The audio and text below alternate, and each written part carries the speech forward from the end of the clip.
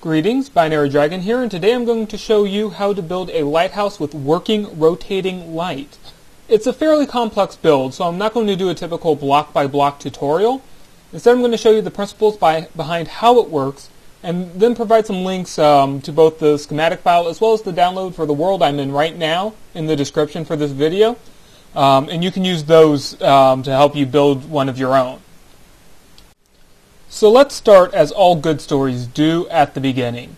This was my very first design, a simple one tall redstone lamp circle with a repeater clock in the middle. As the repeater clock goes around, it lights 4 different sections, as you can see there, and then some repeaters outside of that clock get the timing of those 4 major sections, which are each divided into 3 subsections to go off one after another. It's extremely simple. Anyone can build this in 3 minutes. But it does have one big problem, and that is that it is not exactly stackable. So if I add some redstone lamps up top here to try to make it a little taller, give it a little more visibility, you can see that most of the redstone lights up, but these ones up here don't. And the reason for that is because when you power a redstone lamp, it lights itself, as well as the redstone lamps immediately adjacent to it, but those don't light other lamps. It doesn't cascade, so there's nothing to light these ones that are kind of on the edges there. So my first thought on resolving that was, well, if we just add a couple more inputs here, so we're directly powering the edge pieces.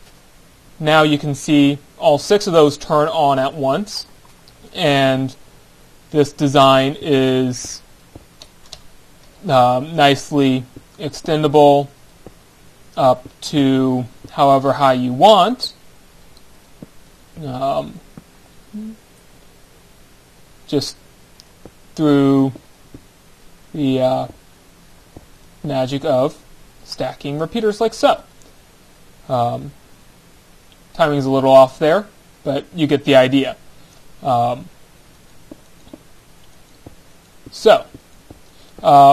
this doesn't work is over here on these corners. If I try to do the same thing there, I really messed up this lamp, or this clock, didn't I? There we go. Okay. So if I try to get it going here, you see that we have these 2 that aren't being lit up, and it's because of this annoying corner here, and there's really nothing I can do about that. If I put some redstone there, it doesn't get powered because there's nothing to power it. If I try to put a repeater like I did over here, there's nothing to power that. If I take this repeater out to put that there, well, that works, but now the timing's all screwed up, plus these 2 still aren't being lit. So that corner is what prevented this what should have been simple stacking from being so simple. I spent more hours than I care to admit getting that corner to work properly, but I did figure it out, and so let me show you how I did it. So here I have a redstone lamp corner. The very corner pieces that would go here aren't in, but they aren't needed to get a solid appearance, and they're actually not desired because they allow us to make what is closer to a circle with the Minecraft blocks than a 90-degree corner would have been. Here you can see I have 4 of them lit going up and down, and this is all connected to a single circuit that looks like this. What this is it's a redstone torch, a block, and then some redstone dust. The redstone dust will power any block that is next to it, so one that'd be floating out here, that one gets directly powered, and that will then allow that to power anything that it touches. The redstone torch only indirectly powers blocks next to it, so they won't light anything next to them. But what you do get is you get these 4 in a row plus this one off to the side here, and by coming out in 2 directions, you can get that nice corner effect that I was unable to get with this over here. So combining this corner technology with the repeater design here and a little bit of modification to get it all to fit together, I managed to get this here.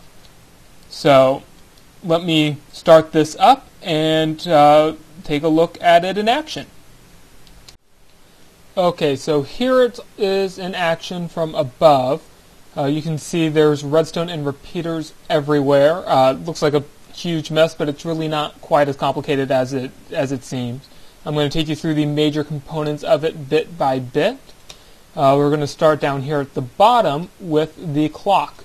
So we have a simple redstone repeater clock. That's this innermost circuit.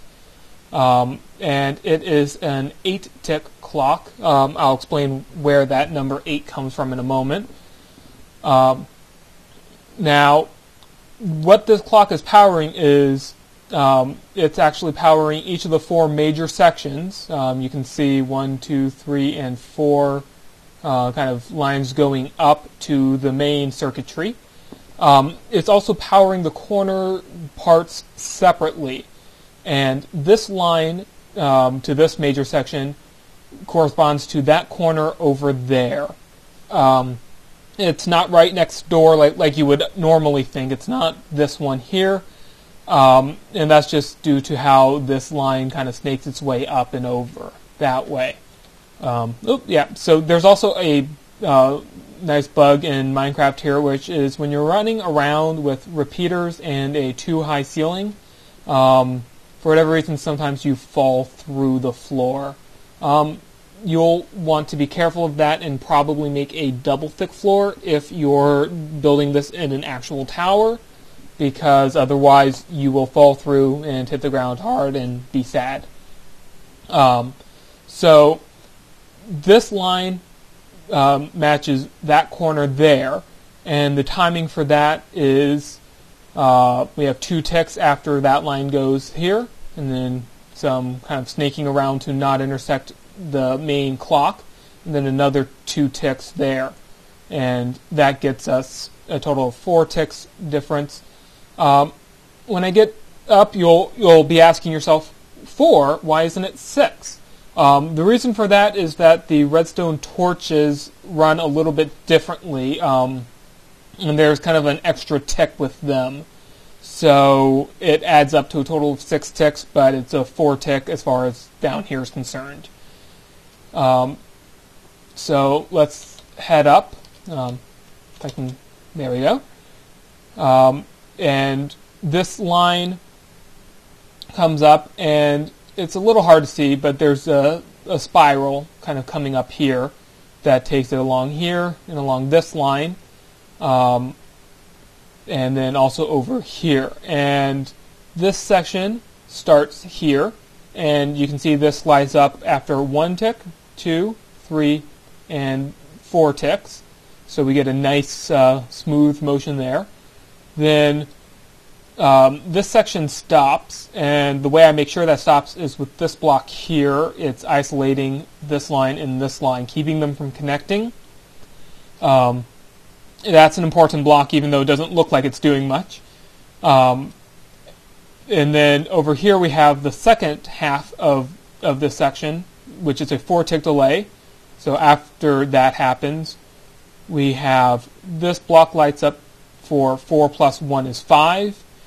Here's the 4 from way down below plus the 2 from the torches is 6 for the corners. Then 7 and 8. So 8 ticks will get you lighting up all the way to here, and then over here we're back to what is now the next section, identical to what was over there. So when you kind of look at each of these quarters, it's actually not too confusing. It makes a good sense as to how it's working. This is just kind of stacked too tall. So what you see here is mirrored just two levels straight down below as well. The only difference being this block and this block. Well, actually, this block is there, but it has redstone on it, and yeah, and that's just kind of connecting it down into a clock. So there's a little bit of difference there, but otherwise it's a perfect mirror. So let me come over here now and show you this. This is identical to what we had over there. The only difference being that this has the outer layer removed. And this just makes it a little easier to see the repeaters as they're going through. And exactly kind of how that timing all works out. This is also a really good time for me to talk about how we actually start and stop these things. So, we have here the running clock. To stop it, it's pretty simple. You take out a piece of redstone from inside the clock itself, and the signal just dies out. You could set up a piston or something to kind of make an on-off switch, but my thought is you'll probably want to turn this on and just kind of leave it on. As far as turning it on goes, it's a little trickier. We need a 4-tick pulse to circle around. I've tried shorter, and sometimes it works, sometimes it doesn't. It's not reliable. You need 4 ticks before the timing works out properly with the corners, always. The easiest way I can think of to get a nice 4-tick pulse is to have these 4 repeaters with delays of 1, 2, 3, and 4, all pointing in here. If I light them up for 1 tick, then they'll light up this line here for a total of 4 ticks in length. And to get a 1-tick pulse into these repeaters, I'm using the glitch where if you put a repeater to the south of a redstone torch, like so, or I'm sorry, that's the north. To the north of a redstone torch, like so, then it will be on for exactly 1 tick. And it works no matter which way the repeater is facing, even into the torch. It doesn't work for the other directions, though. I don't know why. But if I use it here, I get a nice 1-tick pulse, which turns into a 4-tick pulse, and that circles around. So that's how I start this. You can come up with any idea you want, monostable circuits or whatever. If you're building this on a tower like I have in the distance there, you have a lot of room to work with as far as controls for getting it working and whatnot. This, by the way, here is just visual lag from Fraps. I promise it works much smoother when I'm not recording. And then finally, with this clock, just a word of warning there is you want to make sure that you don't place this on a chunk edge. That will cause the clock to break when the chunk gets loaded or unloaded. And just all manner of visual glitches as well, because chunks are processed kind of one at a time.